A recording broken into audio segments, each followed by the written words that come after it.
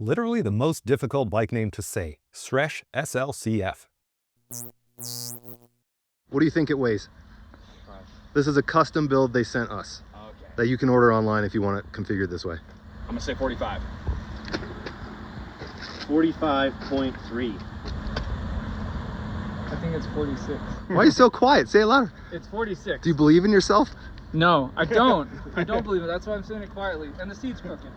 The Propain Sresh SL CF is a great-looking, high-performing, all-mountain eMTB that can keep up with longer travel competitors on the descents. Doesn't have the longest or slackest geometry, but offers a bigger ride than its travel would indicate without being harsh. A trait that advanced riders who know how to push a bike will appreciate, and something we'll dive into more.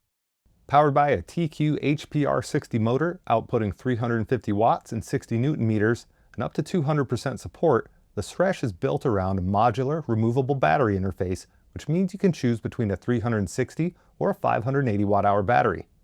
The 360 weighs 1,835 grams, while the 580 watt-hour slots in at 2,695 grams.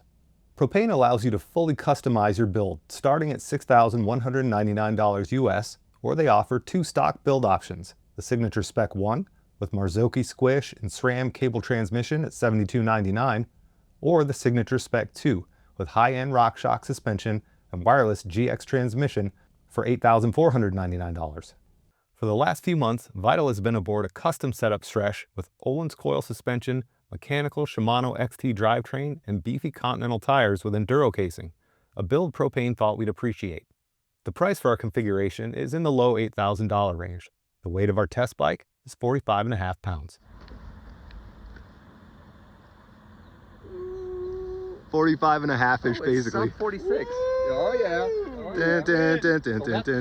It wasn't an instant match made in heaven for our testers, but by the end of the time, the Sresh was hailed as an exceptionally adept and promising rig for riders looking for an experience that mimics non-motorized mountain biking.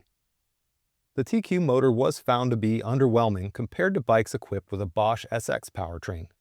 While compact and lightweight, the TQ system lacked power and tuning options.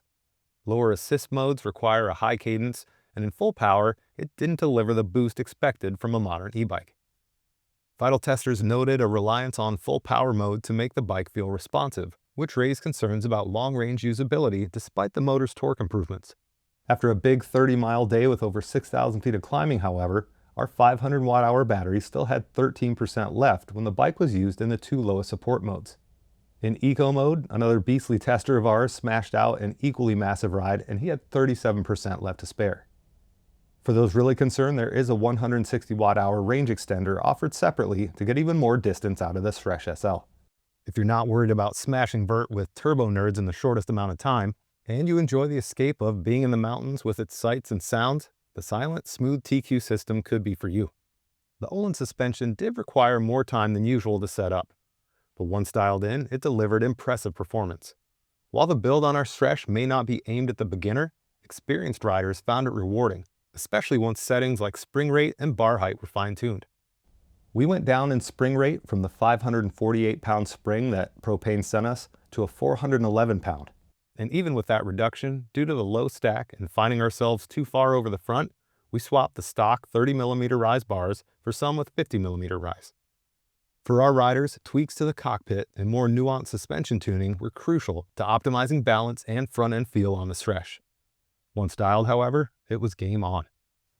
On the descents, the Propain showed its strengths as a formidable machine. It held speed well once moving, felt responsive in corners, and performed best when pushed hard. In fact, the harder we pushed, the more it came to life, remaining composed under pressure and wanting more. The bike's short cockpit and long chainstays created a front-weighted feel that required some riding position adjustments over previous bikes we've ridden. With proper setup and time to adapt, the Sresh felt incredibly balanced and stable at speed, ready to gobble up the roughest of sections of trail with confidence. As a 150-160 bike, it reinforced the idea that quality is more important than quantity when it comes to travel, at least with our heavy-duty coil-sprung build. One tester on the day of lift-served laps at North Star turned off the motor and was handily keeping up with riders on 170mm travel bikes without feeling like their life was on the line. Overall, the Propain Sresh SL in our configuration is an eye-popping eMTB for aggressive riders who value pushing the limits when the speeds go up and the trails get nasty on the descents. It's not ideal for beginners or those seeking maximum motor support, but excels for skilled riders who enjoy a lively bike that demands input. Vital's current build with powerful Magura brakes, burly Continental tires, and supportive, highly tunable Öhlins suspension make it ideal for bike park days and spirited trail rides. While the motor may limit its climb to descent efficiency compared to Bosch-equipped bikes, the Sresh's geometry and handling strike a balance that many experienced riders will appreciate, making them forget they're even on an e-bike at all.